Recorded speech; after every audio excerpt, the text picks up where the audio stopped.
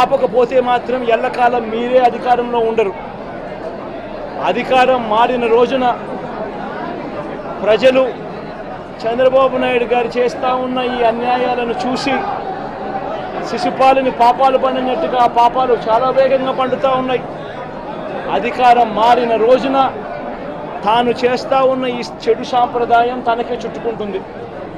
ఈరోజు దెబ్బలు తగిలినా దెబ్బలు తిన్నా ప్రతి ఒక్కరూ కూడా రేపొద్దున ఇదే మళ్ళీ అటువైపున చేసేదానికి మీరంతటి మీరే బీజం వేస్తూ ఉన్నారు.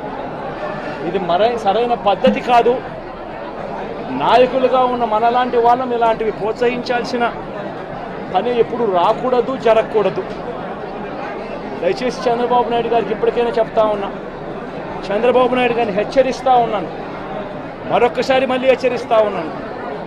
ఇది కరెక్ట్ సాంప్రదాయం కాదు, దయచేసి దీన్ని ఆపమని చెప్పి. నువ్వు నిజంగానే ఒకసారి మీరు కూడా వెళ్ళి ఒకసారి చూడండి. ఒకసారి ఏం పాపం చేశాడు నా పిల్లోని, ఎందుకు కొట్టారు, ఏం పాపం చేశాడని కొట్టారు. ఇప్పుడు ఒకసారి హాస్పిటల్లో కూడా ఒకసారి చూడండి. ఒకసారి 90 మంది పిల్లలు ఇక్కడ జాయిన్ అయ్యారు. మధ్యాహ్న భోజనం పథకం